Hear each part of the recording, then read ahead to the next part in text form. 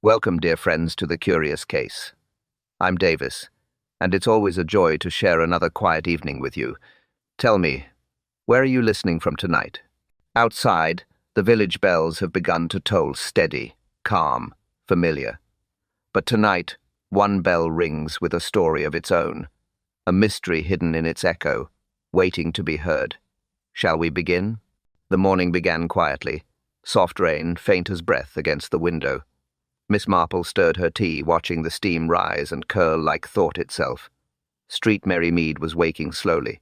The postman's whistle drifted once, then faded. Somewhere, a dog barked.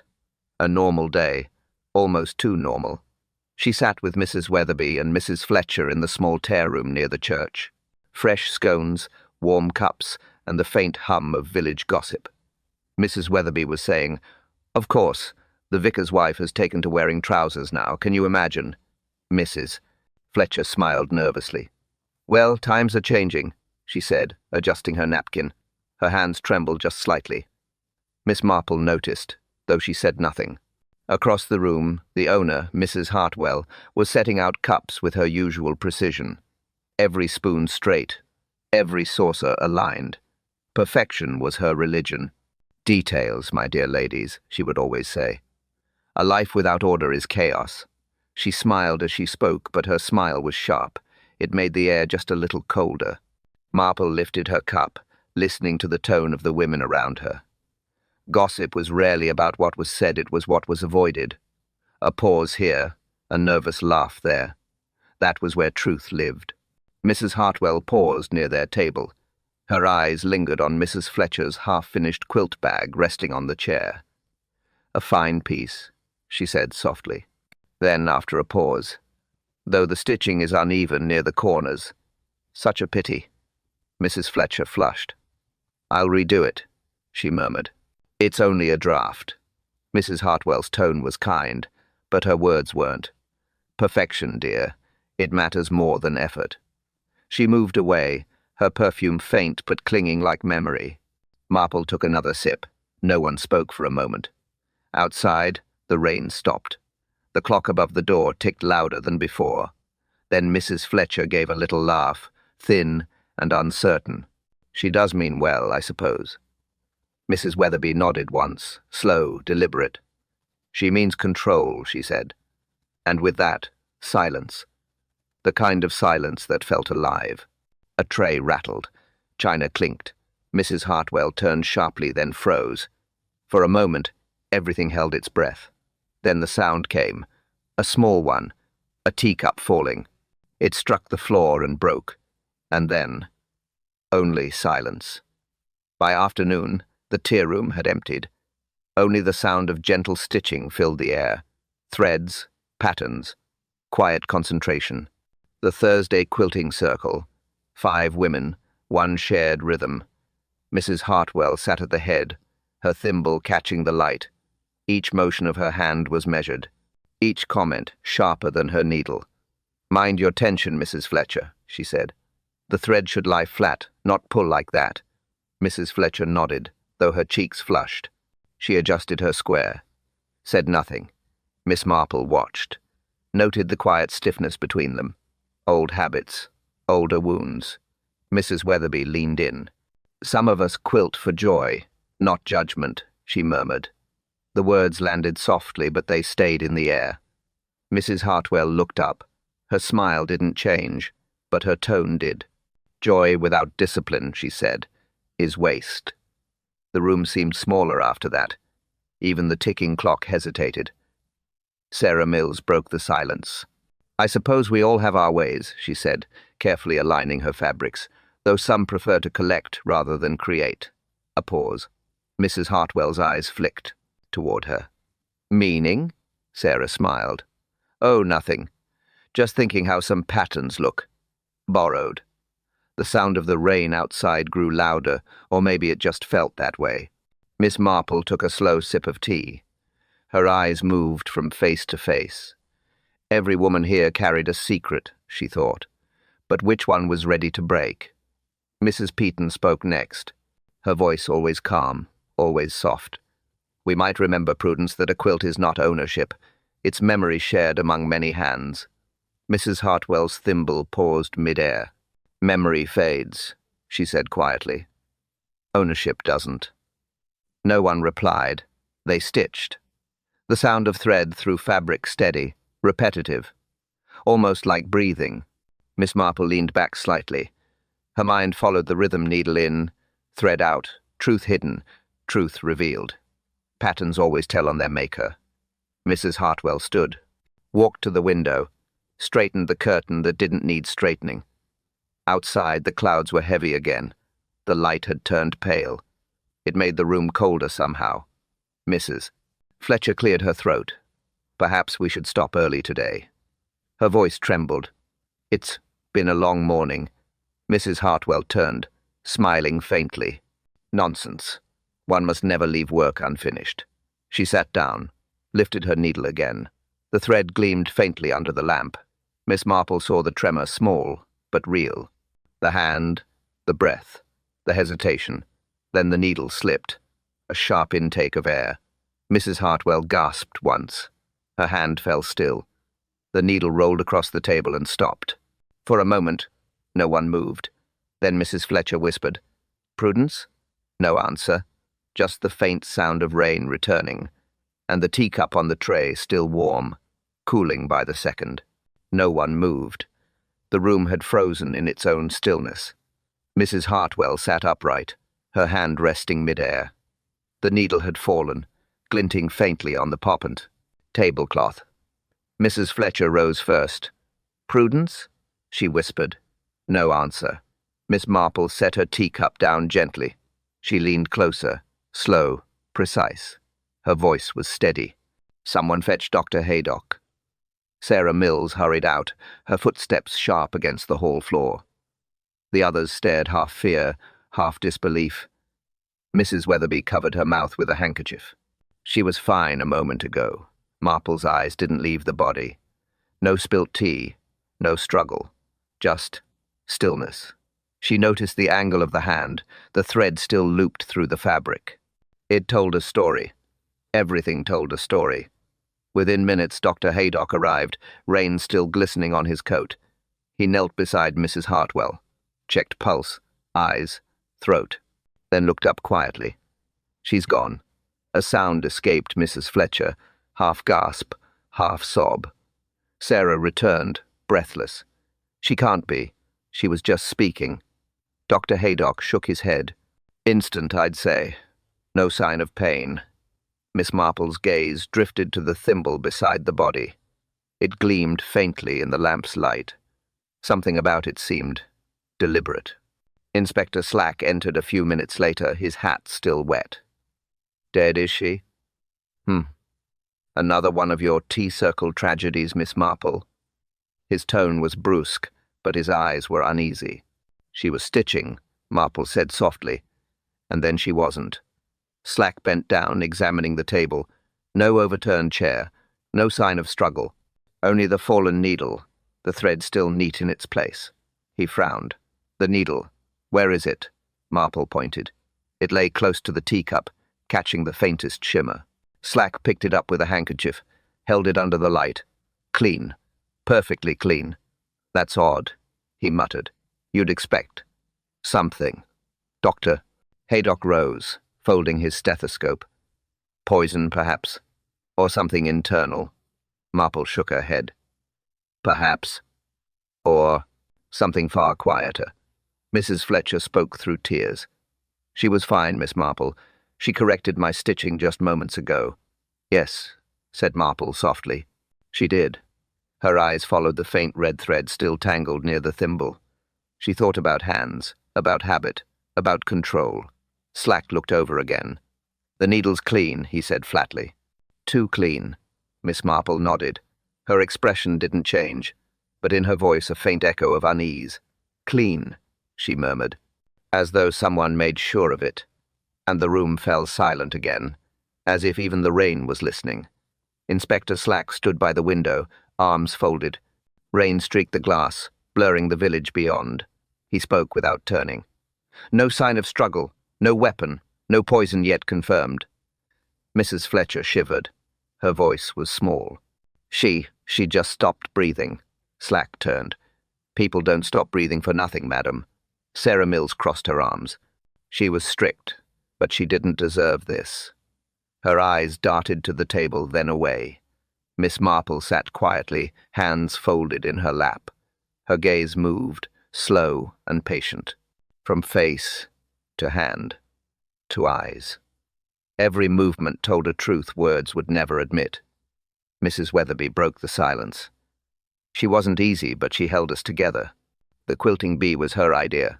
Slack grunted. And who benefits now that she's gone? The room stiffened. Mrs. Fletcher's teacup rattled against its saucer. Sarah's jaw tightened. Mrs. Peaton looked down, studying the tablecloth as if it could answer. Marple spoke softly. Sometimes benefit isn't money, Inspector. Sometimes it's relief. Slack gave her a look. Relief can be motive enough. He began asking each woman the same questions. Where were you seated? What were you holding? Who poured the tea? Their answers came broken, hesitant, overlapping. Mrs. Fletcher, near the window, Sarah, by the cupboard. Mrs. Peaton, silent too long before saying, the far chair. Mrs. Weatherby, near the teapot, always near the teapot. Marple noted it all.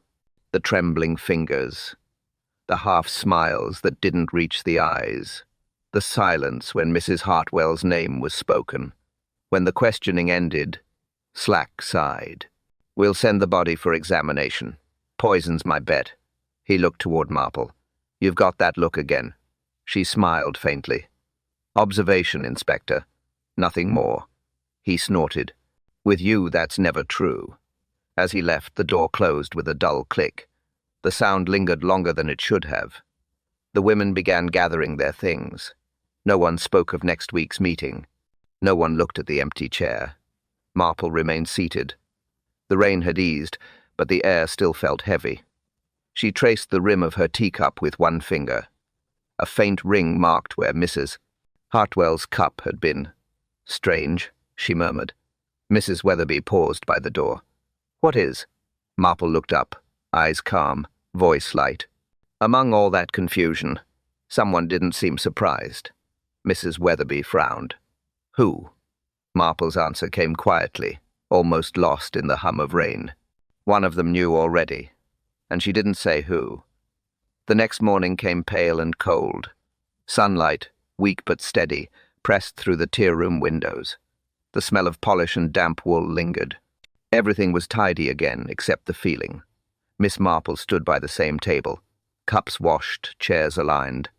Only the stain of yesterday remained faintly on the tablecloth, a round shadow where the teacup had fallen. Mrs. Fletcher entered first, her steps hesitant. I thought they'd closed it for investigation, she said. They have, Marple replied softly. But I asked Inspector Slack to let me look once more. Mrs. Fletcher nodded, uneasy. She carried her sewing basket like a shield. Grief, Marple thought, often hides behind routine. She walked to the center table. The quilt frame still stood where it had been, half finished, threads trailing like whispers. But something didn't match. Marple leaned closer. The central square, the one Mrs. Hartwell had stitched last, had been shifted. Not much, just enough that its corners no longer lined with the others. Did you touch this? She asked quietly. Mrs. Fletcher shook her head. No one's been allowed in. They locked up after the inspector left. Marple's fingers brushed the edge. The stitching was uneven, not Mrs. Hartwell's work. The thread was different too, slightly darker and freshly cut. She looked down. A small thread of crimson lay curled beside the chair leg. Too red for cotton, too thin for wool. She picked it up carefully.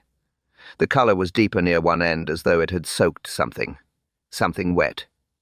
Mrs. Fletcher gasped. Is that? Marple didn't answer. She placed it gently in her handkerchief. Her expression remained calm, but her eyes had sharpened. She turned toward the shelf near the counter. The teapot still rested there, washed, polished, but one cup was missing. Mrs. Fletcher, she said slowly, how many cups were laid yesterday? 6, came the reply. 5 of us, and one for Mrs. Hartwell. Marple nodded once. There are 5 now. Mrs. Fletcher frowned. Perhaps the inspector took one for testing. Perhaps, Marple said. Or perhaps someone wanted one less thing examined. A knock sounded on the glass door. Sarah Mills peered in, then stepped inside. Her tone was brisk. I came to collect my needle case. Inspector said it was allowed. Marple smiled faintly. Always good to finish what one starts. Sarah looked uncertain, then hurried to the far corner where her things lay.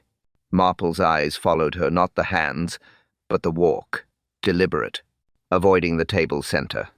When Sarah left, Marple opened her notebook. She drew a small circle, then crossed a line through it.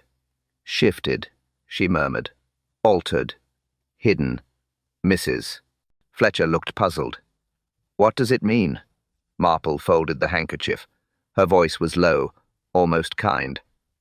It means, my dear, it wasn't an accident. She paused. The light caught her face, just as it had yesterday, calm, knowing, and her eyes quiet, certain. It was arranged. The morning light had grown stronger now. It slid across the quilt frame like a slow confession. Each square glimmered soft colors, careful lines, hidden meaning. Miss Marple leaned close. Her eyes traced the stitching with patient care. The surface was tidy, obedient, but not truthful. She saw it at once. A single stitch, slightly raised. Not torn, not loose, just wrong. Too thick for silk, too fine for linen. A thread that didn't belong. Mrs. Fletcher hovered nearby. Is it important? She asked softly. Everything that doesn't fit, Marple said. Usually is. She tugged at the small thread with a pin. It lifted easily, not part of the pattern at all, but pressed through it. Someone had added it after the work was done. She followed it to the edge of the square. There, hidden beneath the floral motif, was a mark faint, almost rubbed away. Not a design, a letter. An S, perhaps, she murmured. Or half of one. Mrs. Fletcher leaned in, frowning. But Mrs. Hartwell never signed her squares. No, said Marple. She signed her ownership instead. The thread trailed further, caught beneath another fold. Marple eased it free. It looped once, twice, then disappeared into the next piece of fabric. The join was perfect, seamless to any ordinary eye. She must have used the same color on purpose, Mrs. Fletcher whispered. To hide it, Marple smiled faintly. Or to make it seem natural. Some people hide their intentions inside their skill. She turned the fabric slightly, letting the light fall differently. The hidden thread shimmered in small, uneven gaps, almost like Morse, almost like rhythm. Dot, dash, space, short stitch, long stitch, pause. Mrs. Fletcher tilted her head. Is it a mistake? No, said Marple, her tone soft, thoughtful. It's a message. They stood in silence for a moment. The clock ticked behind them. Outside, a cart rolled past, wheels crunching over gravel. Life continued, unaware. Marple traced the final segment of the odd thread. It ended near the place where Mrs. Hartwell had been sitting. The edge was burned slightly, as if touched by something hot. A candle? A cigarette? No. Too clean for ash. Marple's eyes narrowed. She thought of the missing teacup. The too clean needle, the cup that vanished after death. She folded the corner of the quilt carefully. Yesterday, this was about pride, she murmured. Today, it's about purpose. Mrs. Fletcher looked uncertain. What do you mean? Marple's gaze lingered on the uneven thread. She was telling a story, she said quietly, and someone didn't like the ending. A pause. The sound of distant bells drifted through the open window. Marple straightened the fabric, smoothing it once more. She was telling a story, she repeated, softer now, in stitches, and one of those stitches was lying. By midday, the sky was clear again. The light fell sharp across the tier-room floor, showing every line, every flaw. Miss Marple sat at the table where the quilt still waited patient, silent. The police had finished their search. Inspector Slack had left with his notes, muttering about toxicology. But Marple wasn't done. She turned another corner of the quilt. Her fingers brushed the fabric gently, tracing the odd thread she'd found that morning.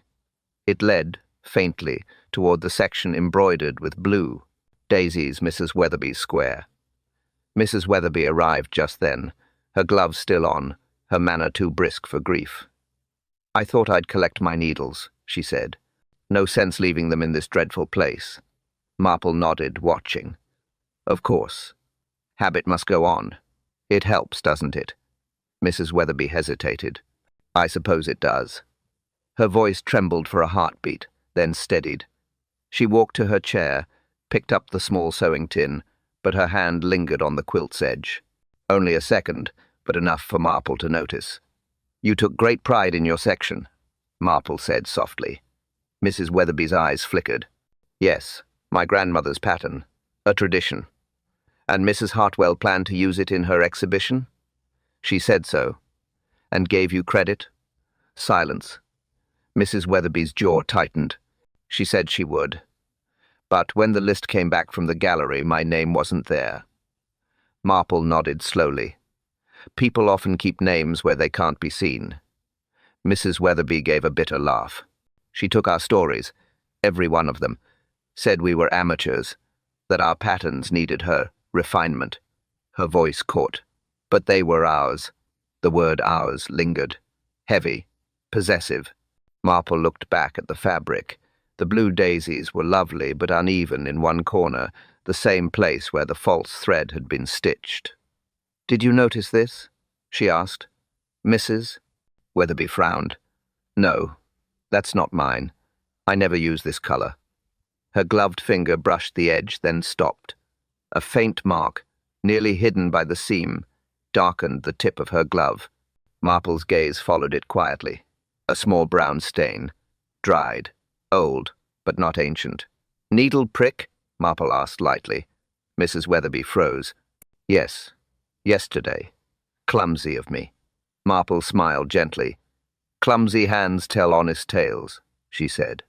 "But careful hands. Those require attention." Mrs. Weatherby turned toward the window. "I don't see what you mean." Marple didn't press. She folded the corner of the quilt back into place. Her tone was mild. "Oh, nothing. Only that every pattern carries its maker's signature, whether they mean it to or not." Mrs. Weatherby took her sewing tin and left without another word. The door closed softly. Marple poured herself tea, her reflection rippling in the surface. The stain on the glove, the stolen pattern, the perfect thread that didn't belong. It was beginning to connect. She looked down at the quilt again. "So much hidden," she whispered. "So much stolen." Then, very quietly, almost to herself, she wasn't the only one with blood on her hands. The next day, the tea room felt colder. The chairs were still in their places. Only the air had changed. Inspector Slack stood near the counter, tapping his notebook. "All right," he said.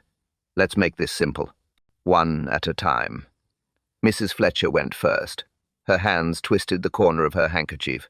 "I was sitting by the window," she began. "Prudence corrected me about the border stitching.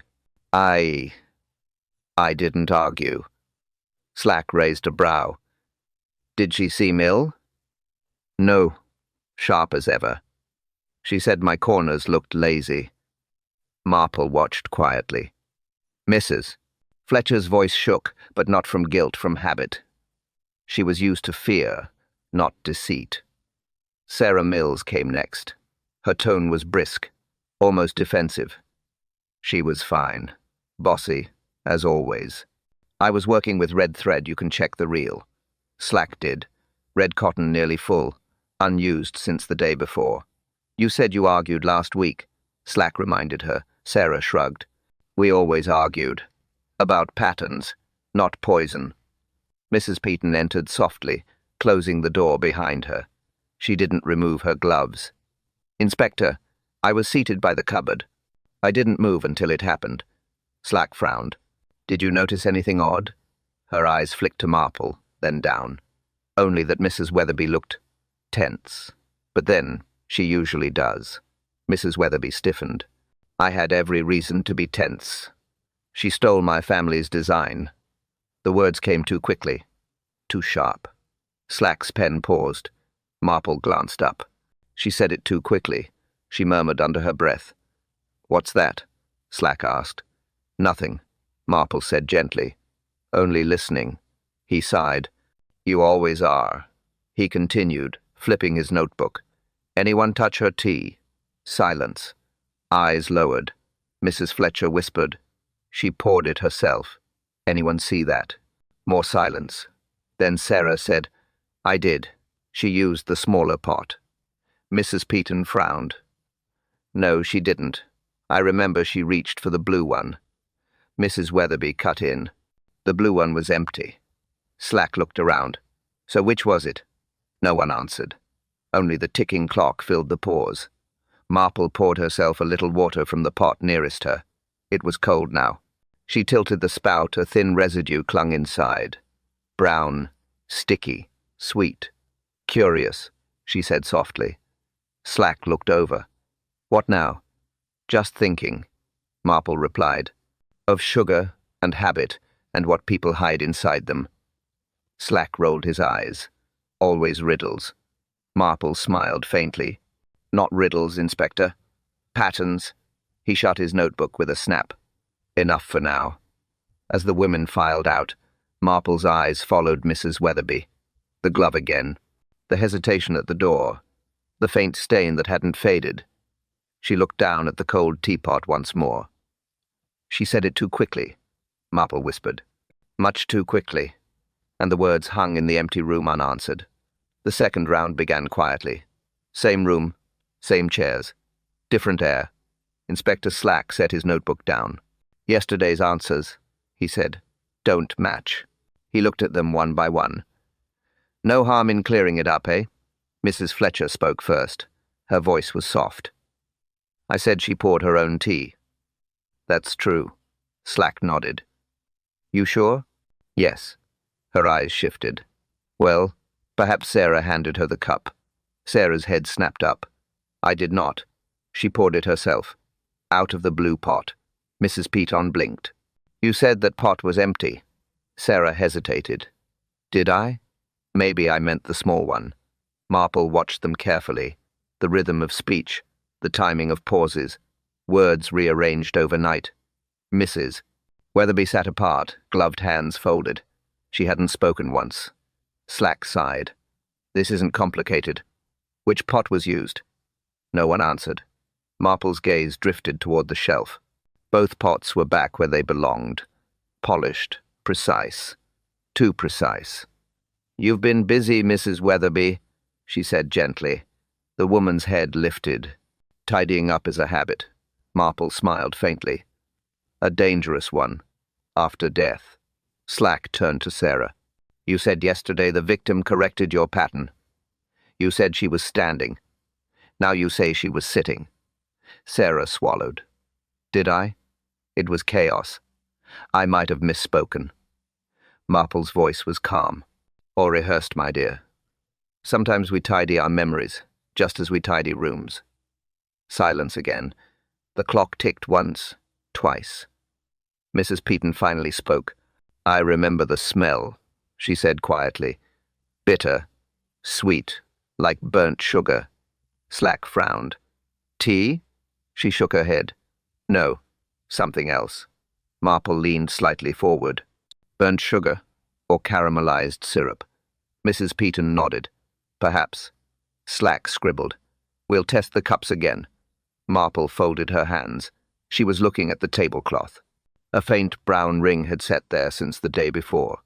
Not tea, sticky, too thin for polish. "Inspector," she said softly, "do you ever notice how truth stains, but lies polish away?" He gave her a look. "I notice confusion. A lot of it." She smiled. "Confusion is tidy work when people agree too much." Slack flipped back a page. "Yesterday, Mrs. Fletcher, you said you'd never handled Mrs. Hartwell's tools."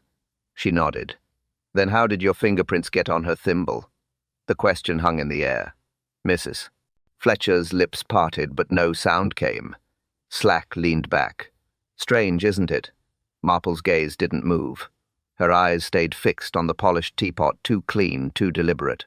"Strange indeed," she murmured, "because someone rehearsed this story, and the unfinished truth lingered in the stillness, like breath before confession."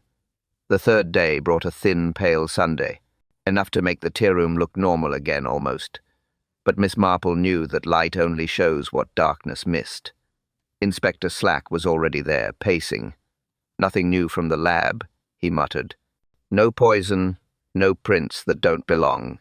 He looked up. "Happy now?" Marple smiled faintly. "Never happy, Inspector. Merely curious." She set her gloves beside the quilt and began to fold one of the corner napkins. It was routine, calm until she felt something stiff beneath the fabric. She lifted the cloth carefully. A paper, folded small, pressed flat. It smelled faintly of starch and perfume. Slack leaned closer. "What's that?" "Something someone meant to leave unseen," Marple replied. She unfolded it, a letter, or rather, a fragment. Only a few lines remained intact. "Final design must carry my initials only. Others have no legal claim." Slack whistled. "So she really was stealing their work?" Marple nodded. "Yes. And that means someone knew it long before she died." Slack snatched the page. "Could have been written to anyone." "True," Marple said. "But why hide it here, beneath her own tablecloth?" He frowned. "Maybe she forgot it." "She didn't forget things, Inspector. She arranged them." Her tone was even, but her eyes had sharpened. She turned the page over. A faint watermark initials again. Not PH for Prudence Hartwell, but SM Sarah Mills. Slack swore under his breath. "She said she never wrote to the victim." "Never." Marple's voice was quiet. "Then this letter shouldn't exist." He slammed his notebook shut. "Every one of them's lying." Marple didn't flinch. "Lying, yes, but not all for the same reason." Slack began pacing again. "We'll call Sarah in. She'll explain it." "Perhaps," said Marple, though her explanation may come rehearsed like the last one. He stopped, staring at her. "You think this was planted?" Marple didn't answer directly. Her hand brushed the corner of the paper again. The edge was torn, uneven, freshly so. She was careful with her words, she murmured, but careless with her endings. Slack frowned. "Meaning?" Marple looked up. "Meaning the rest of this note existed once, and someone made sure it didn't." Slack rubbed his temples. "Then where's the rest?" Marple's gaze drifted toward the teapot again, the one sitting too neatly on the tray. She smiled small, thoughtful. People hide truth where they think no one looks. He followed her eyes. "The pot?" Marple nodded slightly. "If it's gone," she said. "Someone needed it hidden." Her tone was calm, almost kind, but her words left the air heavy, like a room waiting to speak. By afternoon the sky dimmed again. Clouds gathered quietly as if the weather itself wished to listen. Miss Marple sat near the window, the quilt folded neatly before her. The letter fragment lay beside it, pressed under a saucer. She didn't read it again. She didn't need to.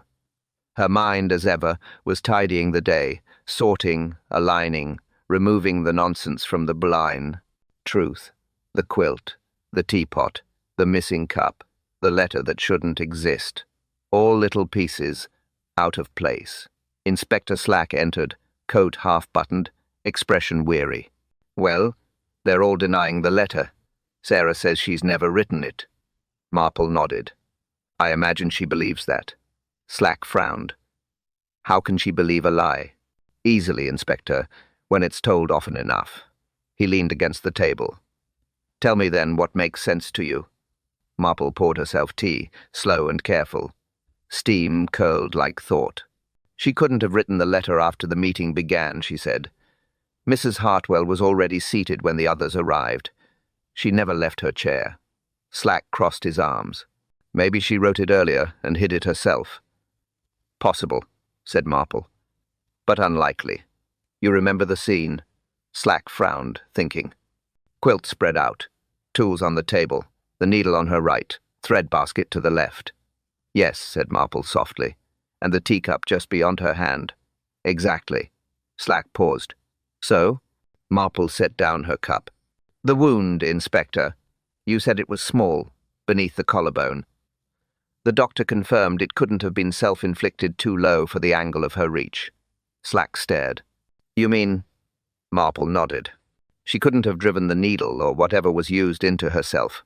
Not like that. Not from that side. Slack muttered. Then someone else did it. Marple's tone remained gentle. Yes, someone who stood very near her, close enough to pass as routine movement. He rubbed his chin. One of the women, you think? Marple smiled faintly. There were no men there, Inspector. She opened the notebook beside her. Small sketches, the table, the chairs, the positions, every line exact. Mrs. Hartwell sat here, she said, pointing. Mrs. Fletcher opposite. Mrs. Peaton, by the cupboard. Sarah Mills near the window. Mrs. Weatherby, nearest the teapot. Slack followed her finger.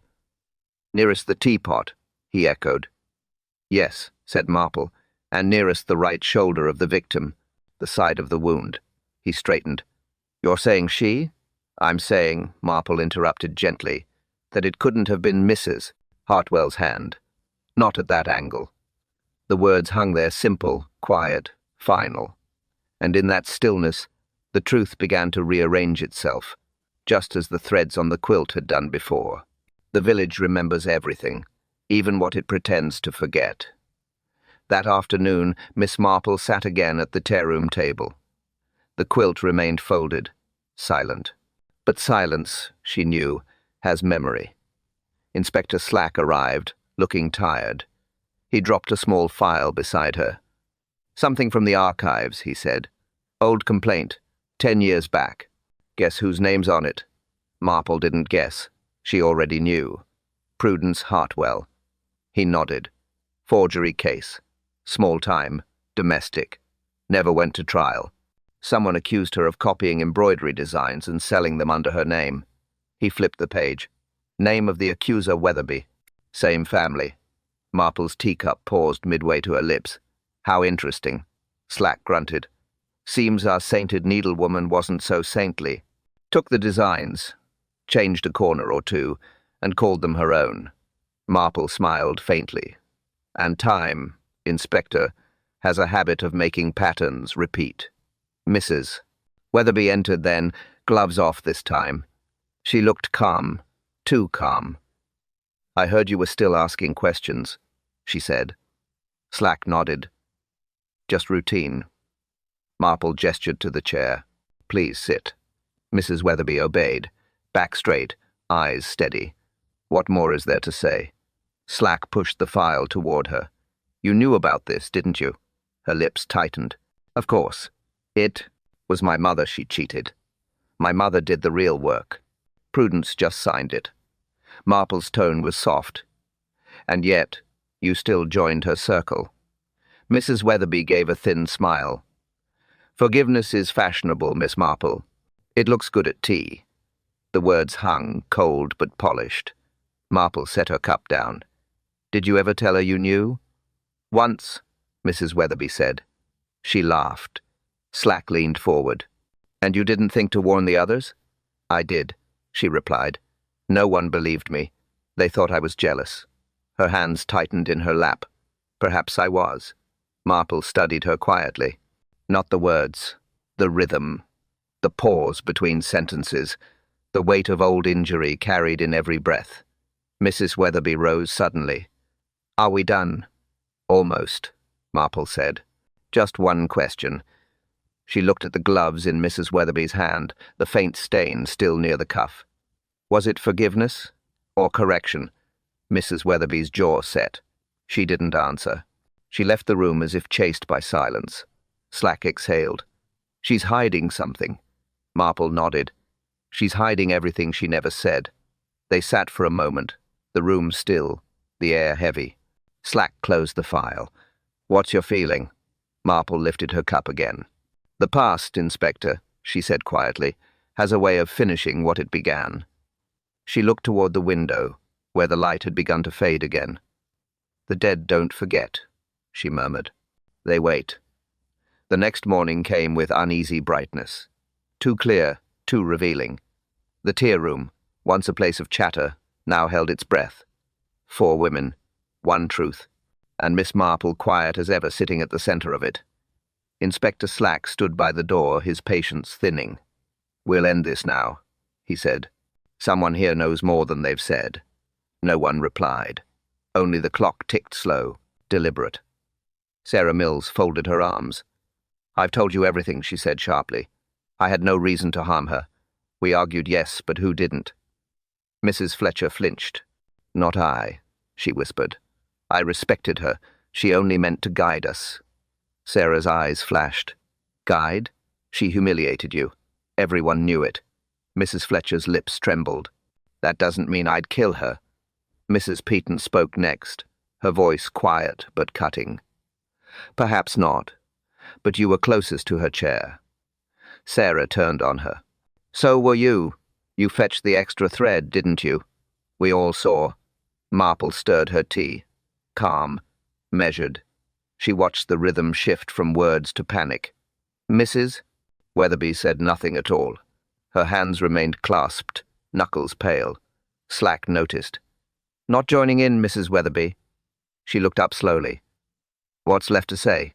Sarah's tone hardened. "You hated her. You said it. You wanted her ruined." Mrs. Weatherby's eyes flashed cold.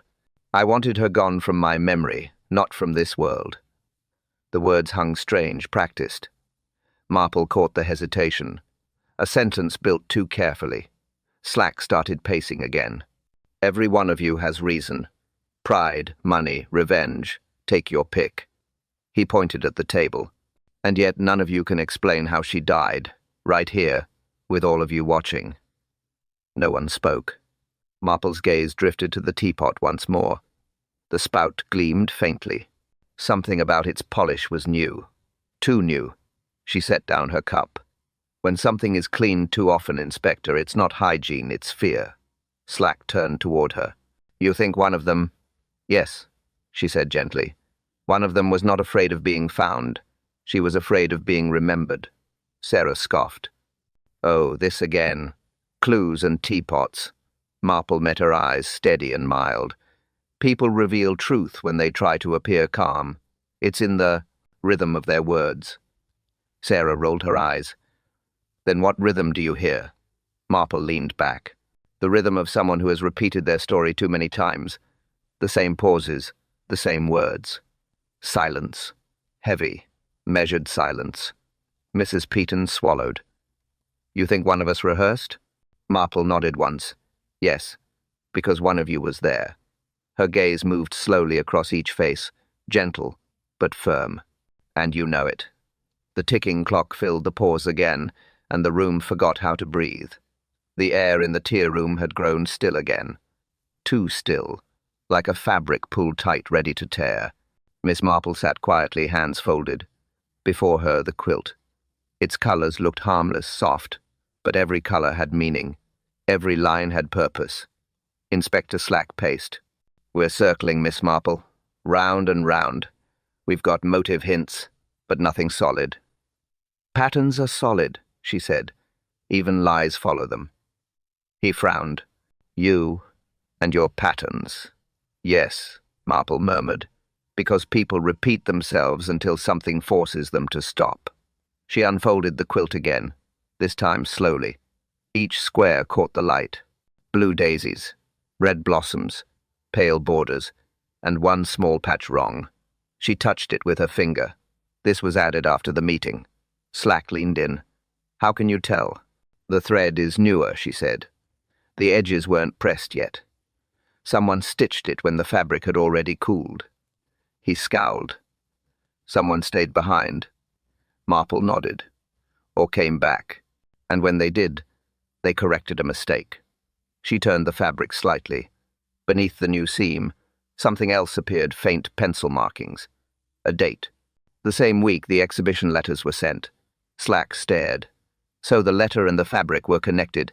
"Yes," said Marple. "And both were altered, to erase the same truth." She reached into her small handbag and pulled out the folded fragment again. "The handwriting here, it's imitated. Not forged by practice, by observation." Slack blinked. Imitated. Someone who saw her write every week, said Marple softly. Close, constant. A pupil, a rival pretending to copy, when they were really studying. Her gaze drifted to the chairs, each one where a woman had once Saturday. Mrs. Hartwell prided herself on control.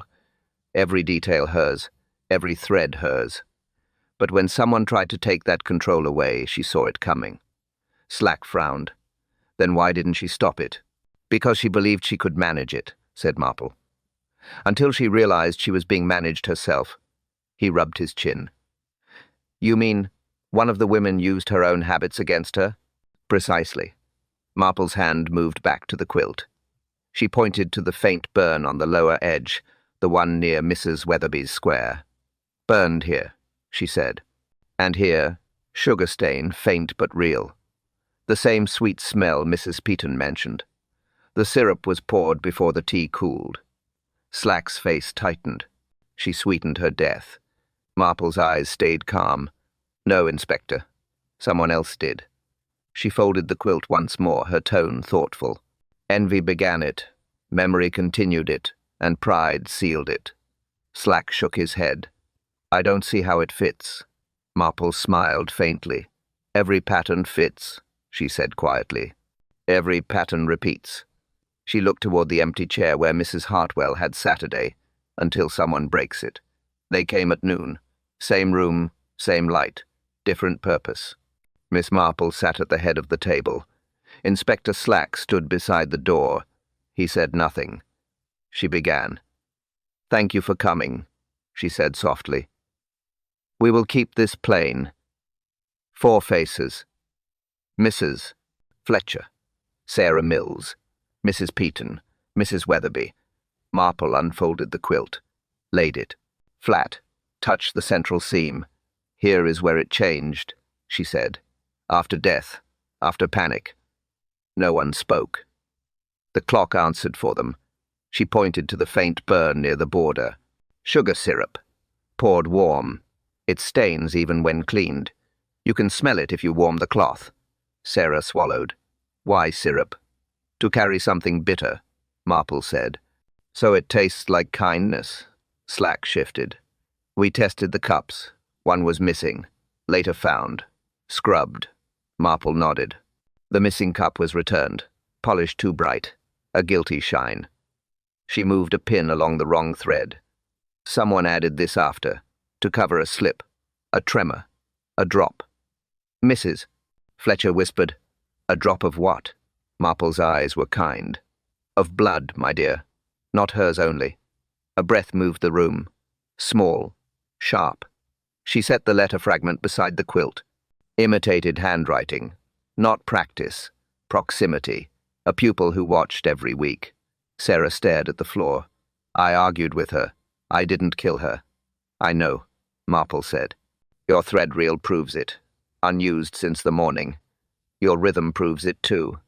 You speak in surges, then stop. Planning was not your talent. Sarah let out a breath. It sounded like relief. Marple turned to Mrs. Peaton. You were calm. Too calm. But your calm is habit, not rehearsal. You notice smells. You hear timing. You do not polish truth for comfort. Mrs.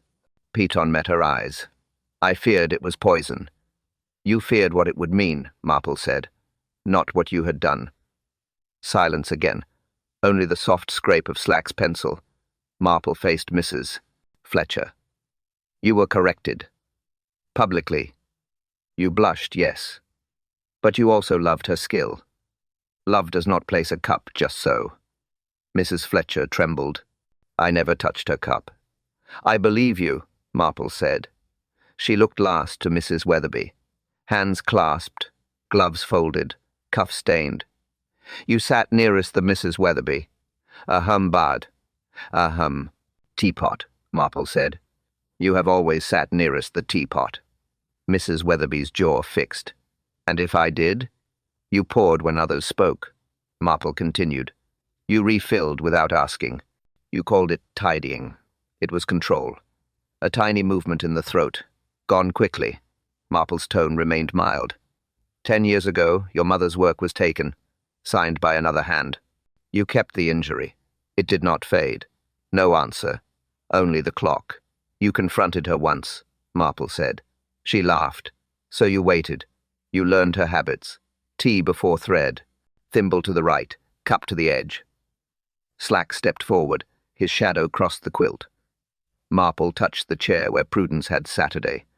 Yesterday, you stood at her shoulder. The right shoulder. The side of the wound. Mrs. Weatherby's eyes flicked to the door, did not move again. Marple's voice stayed gentle. Warm syrup hides bitterness. A polished cup hides stain. A new stitch hides a tremor. But angles do not lie. She drew the pin across the seam, stopped where the stain lived. It couldn't be her hand, she said softly. Not at that angle. Marple lifted her eyes, met Mrs. Weatherby's steady gaze, and that's when you struck. The room stayed still. No movement. No sound. Mrs. Weatherby's gloves lay open on the table. Her eyes fixed on them as though truth could hide in the seams. Inspector Slack waited. Miss Marple didn't speak. She simply poured tea. One cup, then another. The rhythm steady, kind, non-accusing. Mrs. Weatherby finally exhaled. It wasn't supposed to go that far, she said softly. Her voice was calm, almost polite. Slack leaned forward. Then how far was it meant to go? She didn't look at him, only at the quilt, the fabric that had trapped her memory. She took everything, she murmured. My mother's work, her years, her patterns. She even kept the receipts as proof that the lies were hers to own. Marple's tone stayed even. So you plan to frighten her? Mrs. Weatherby nodded faintly. Yes, a lesson. That's all. A drop of syrup. To spoil her tea. To stain her perfection. Slack frowned. And what was in it? Something she used herself, said Mrs. Weatherby. Heart drops. Harmless, in the right dose. I only meant to shake her pride. Marple's hands rested quietly on the table. But she didn't drink the cup meant for her, did she? The woman's head lifted slowly. Her eyes glistened, not tears, but clarity. No, she switched them. She never trusted me, always rearranging, always correcting. Even then. Slack straightened. You're saying she took your cup? Mrs. Weatherby gave a small, sad smile. She always took what wasn't hers. Marple's voice softened further. And after? Mrs. Weatherby's gaze drifted to the window. The moment she fell, I knew what I'd done. I wiped the cup. I cleaned the spoon. I replaced the thread she had dropped so the others wouldn't see the tremor in my hand. The words came slow, steady. No defense. Just truth, finding its way back. I didn't mean death, she whispered. I meant justice. Marple nodded. There's little difference when pride chooses the method. Slack took out his notebook but didn't write. He knew enough. Mrs. Weatherby looked at Marple again. She would have done the same, you know. Marple's answer was quiet. Perhaps. But one wrong act never mends another. The older woman gave a small, bitter laugh. Funny. She said that once to my mother. The silence returned. The clock ticked. The tea cooled. Mrs. Weatherby folded her gloves carefully, placing them beside the quilt. Her voice barely more than breath. I did it. To protect what was ours. Marple looked down at the teacup before her reflection trembling in its surface. And in that still water, truth rested at last. Simple, inevitable, and unspoken. Rain came softly that evening. Gentle, unhurried, as if the sky itself needed to breathe again. The tea room was empty now, chairs stacked, cups drying quietly by the sink. Only Miss Marple remained, seated by the same window, her teacup before her calm, cooling. Inspector Slack entered, hat in hand. He looked older somehow, or perhaps just thoughtful. It's done, he said quietly. She signed the statement. No fight, no fuss. Marple nodded. She was never one to shout, Inspector, not even in guilt. Slack sat opposite her. The chair creaked the first sound of comfort in hours. She said she only meant to frighten her. He muttered. People always say that, till it's too late. Marple stirred her tea. The spoon turned slow even. She wanted to correct an old wrong, she said softly, and in doing so made another. Slack sighed, poetic in a grim sort of way. Marple smiled faintly. Not poetic, Inspector. Just human. He leaned forward. You think the others will recover? The circle, I mean. They will sew again, Marple said. Perhaps not together, but time has its own stitching. Quiet, patient, mending what pride tears open. Slack rubbed his temples. I don't know how you do it, Miss Marple. Sit in a room like this with so much silence. She looked toward the rain. It isn't silence, Inspector. It's thought. A pause. People speak too much when they should listen. The truth rarely shouts. It waits. He gave a dry laugh. You and your sayings. They're not mine, she said, smiling. They're borrowed from the world. Outside, a carriage rolled past, wheels hissing against the wet road. Life was returning slow, uncertain, but steady. Slack stood. I'll file the report. No need for the press. The village will talk enough on its own. Marple nodded. Once. They'll soften it in their telling. That's mercy, too. He looked at her curiously. Mercy? Truth without kindness, she said, becomes cruelty. Even justice must be served gently, or it leaves scars. Slack looked at the table. The quilt still lay folded there, a pattern of calm over chaos. He ran a finger along the edge. Strange thing, isn't it? So much trouble over cloth. Marple's eyes softened. It's never the cloth, Inspector. It's what people stitch into it, their envy, their memory, their need to belong. The rain eased to a whisper. Slack put his hat back on. Well, he said, I'll leave you to your tea. Marple lifted her cup, the same gentle movement as before. The steam curled once more into the light. Peace, restored but imperfect. She watched it fade and said softly, more to herself than to him, Justice rarely feels like joy. Slack paused at the door, glanced back once, and for the first time that day said nothing at all. Evening settled gently over Street Mary Mead. The rain had stopped. The world once again was quiet. Miss Marple sat by her window, the same teacup in hand, the same steam, the same calm light. Only the air was different, lighter, though tinged with memory.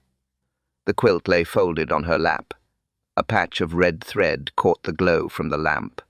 She smoothed it with her fingers. Soft fabric. Sharp reminder. She spoke softly, as if to the room itself. People hide cruelty in kindness, she said, but truth always finds its pattern. The clock ticked steady, faithful.